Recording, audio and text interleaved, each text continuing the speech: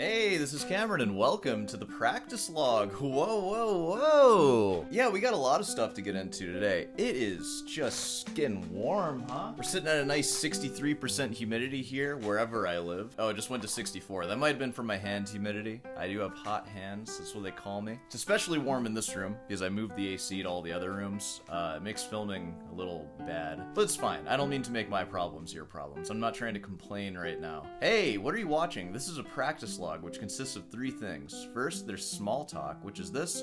I have a lot to get into today, so we'll see how much small talk we actually do. Second, I'll answer a comment question. We'll see if I even do that today, because again, I have a lot to get into. And then third, I'm going to play something for you. I already practiced a little bit, but my morning has been filled with like straight desk jockey work. But I played the third movement of the Rodrigo Sonata Giacosa, and you know what? It went pretty badly, but that's okay. This is the worst I'll ever play it. There are some things that I need to work on specifically with that, and I'll talk about that in a bit. I know that's your guys' favorite part of Sore Hands, listening to me talk about my practice. It actually might be, I don't know. I feel like a lot of you are disappointed in the sheer number of stupid reaction videos I've been making. But you know, that's how I built this channel. From nothing, basically. So I gotta do those, but I am happy to talk to you for a little bit. So as you guys know, I've been doing the recital class, and yesterday was actually the second one. I had 15 people, sold out class, and that's been hosted on Patreon, and I've been finding that there are some bottlenecks in Patreon. These are bottlenecks that I didn't really know existed, and this is a little bit of words of caution here. I've been using Gemini, Google's Gemini, to sort of direct me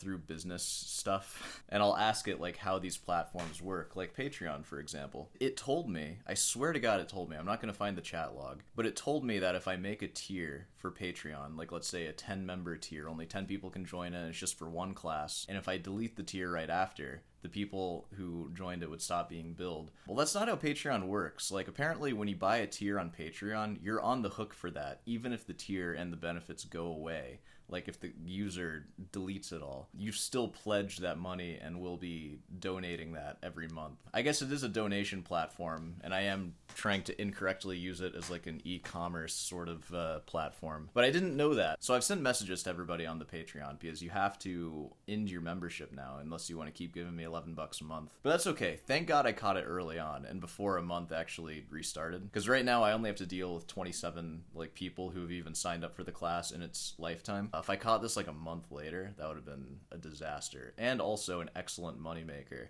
Scam, basically. But, so, you know, if you did the Patreon class, be sure to end your membership. Unless you just want to give me money, in which case, don't do that. Just, like, take another class, I guess. God, I'm getting sweaty in here. It's hot. I'm roasting like a pig in here. I gotta cool this room down before I film in it. I usually don't practice in this room either, and I did practice in this room just to get a video of me playing the piece that I said. If you could smell what I'm smelling right now, you would unsubscribe. So I'm moving away from Patreon, and it's not set up yet, but I'm gonna be using this event platform called Luma that's hooked up with Stripe. And the only a little concerning thing about using Stripe is that you're gonna be getting receipts from me and like my business, and I'm required to post like customer service information, which involves a phone number and also an address. So if I were to just leave things as they are right now and start using that without like getting a new address, I would have accidentally given everybody who pays for a class my actual home address. And let's just say if I did that, this class wouldn't be going on too long, because I would be found in a ditch, I'm sure. I know you guys, I go to the hidden comments sometimes, and it's imperative that I don't get geolocated. I'll just put it that way. But basically, I've had to figure out how to make like a new business mailing address, or I think it's just for internet mailing. So I found this website. What's it called? It's like it's some virtual mailbox, but it is connected to an actual street with like a building that has like virtual mailboxes in it. But what I think that is like, you know how whenever you go to a big city, like especially in the downtown area, and there are these buildings and you're like, what do these buildings do? I don't see any people in these buildings. I think they might just be virtual addresses. There are just like whole buildings like that. I looked mine up on Google Earth and it was like, yeah, that just looks like a random building. So it makes you wonder how many of those buildings exist. So anyways, I've been setting that up. I had to like talk to a notary today and stuff, and I think in the next couple of days I will finally be able to announce for the first time the recital class that's on Luma. And the really unfortunate thing from all this, and the reason why Patreon isn't working, is because all the people who signed up for that first class for $11, once they signed up for the next class for $11, they weren't even charged, because apparently how Patreon works, if you buy a tier that's like the same price, you still pledge the same amount. So it's not like you pledge that much again additionally. So basically, everybody who attended both classes, you got the second class for free. And you can't know how much that devastates me as Sore Hands International CEO. The fact that we lost money and gave away product for free. That makes me want to scream at this camera right now. I hate that, dude. But what's done is done, and there's nothing I can do about it. And you people who showed up to both classes made out like bandits. You freaking... You got me. You got me. But that's never happening again. Never ever will I let that happen again. So I think in a couple of days or so, everything will finally be set up and I can announce the first recital class off of Luna. Which, let me also say, I really think that it is a special thing that is hard to come by, and just being a part and like leading these past two, seeing everybody get so nervous, because I don't think anybody is just not nervous to play. I don't know, it's just a little bit of pressure. Like, I'm there, which I feel like shouldn't be a big deal, but you know what? I think it kind of is for some people. And then also just being in the room with all these strangers, once it's your time to go on, like, I can tell there's fear in the air. And every single person who has played, it seems like something happened to them. Like something in their head, like they learned something about their playing or something about the piece they're working on. They maybe thought they had something. They figure out that they don't have something. It is just a super productive place to just try things out and to like fail sometimes, and then also to succeed and to be like, I played great. Like I've like proven something to myself now. So I'm happy to report it really is turning into exactly what I wanted it to. And so I'm happy to take this extra time to do it right, because I can see this being like a long-term thing. And it seems like the demand is still pretty good. Like, again, sold out the last one. I think I'm going to keep it under 15 people going forward. Maybe like between 12 and 13 is a pretty good amount. 15 went on for a while. I think the class went over like 2 hours, so it was a lot. So it's a great experience, and I'm not just saying that because it's mine. I really believe it is. I wouldn't be doing it if I didn't. It's just been fun, and I would bet you if you asked anybody who joined, they would also say that it's been fun and productive. It at least seems that way to me. Hey, well, that's the small talk. What do you think of that? Maybe I'll try to answer like one comment question, and then we're gonna wrap this thing up. This video is probably gonna get demonetized unless I played my music like so poorly that YouTube doesn't even recognize it, which would be impressive because their algorithm's getting pretty sophisticated with that. I'd have to play it really bad for it not to get recognized. Hey, here's a question. I never answer these when I see it because I've answered a lot of them, but this is from Angel Plays Cello. You asked, what's the piece played in the intro? And obviously you mean the intro of all my videos. That is a recording, a very like kind of crappy recording of Soar Opus 60 No. 1. Sort of my theme song now, I guess. I have dreams of maybe doing like a recording project where I record most or all of Soar Opus 60, because I recorded the first 7 pieces or so, excluding No. 4, which is the minor one, because I wanted them all to be major. And I also didn't want to read in C minor, because I'm pretty sure that's the key it's in. Too many flats, just skipped it, whatever. It would be cool to record all those though, and then I can use them as like background music, because I have what I've recorded. Like, it's the first 7, it's like 8 or 9 minutes of recording that I just kind of use for my intros. They're not very good though, and I recorded those when I was a very different quality of guitarist, because I feel like I've gotten a lot better since then, which I recorded that like kind of at the start of my YouTube channel. But that's what that is, and if you're interested in getting into classical guitar, Soar Opus 60, it can be found like on IMSLP, and I'm saying Opus 60. That is a collection of 25, I believe, pieces or etudes written by Fernandez Soar. It's a really good starting place, especially the first 3 or so for like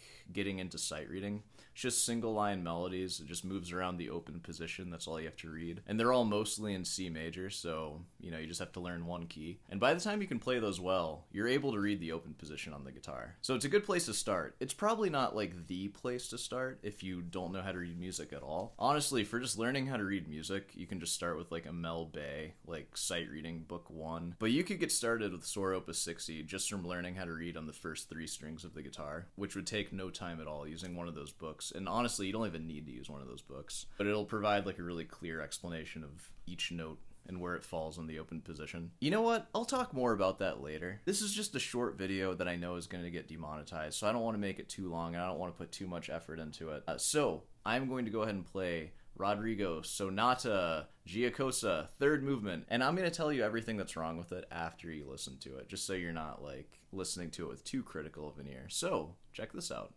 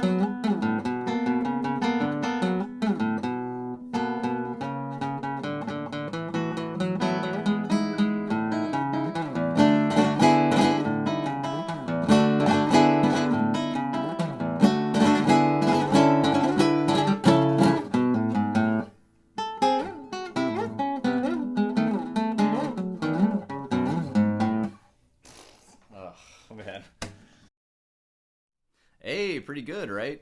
So, the biggest thing that I noticed from this, and this is what's so helpful about recording yourself playing, my Rosciatos are like BS. They're like so bad. The work I was putting into rest stroke over the last like 6 months or so, I think I need to put into Rosciato just to get that da-da-da-da-da, super clear, like drum roll Rosciatos. That's one of the biggest things that I'm missing there. Overall, I think my tone has improved a lot. Honestly, that masterclass I did in Boone with Dr. James, he really reminded me that like your tone is supposed to be good.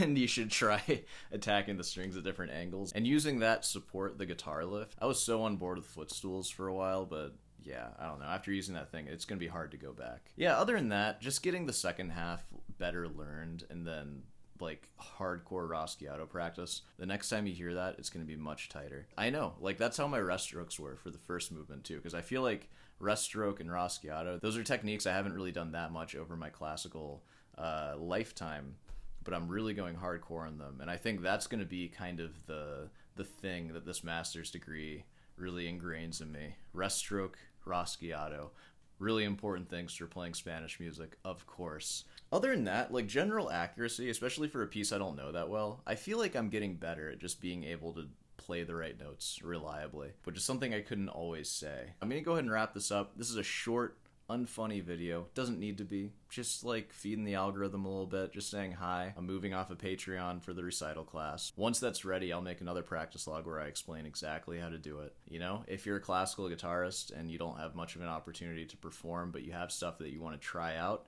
it's a great place to do that. It's more than just an open mic. It's a group of classical guitarists and good classical guitarists too. The last group of 15 people, they were bringing heat. Like people are playing like big masterworks. It's a rare place to find. It's like a real classical guitar like community, and you're gonna play for people who know what's up. So it's just good. Like I'm just really happy with it so far. So let's go ahead and wrap this one up here. Of course, if you made it this far, be sure to subscribe and leave a like. I have a lot of reaction videos coming out. I'm gonna try to crank them out this week. Stupid farty reaction videos coming out soon though, don't worry. Of course, head on down over to Rootin's Delight if you want some merch. I have goods and services, baby. I got everything. You can't just be an artist, did you know that? You have to also be a businessman. I'm feeling like a businessman.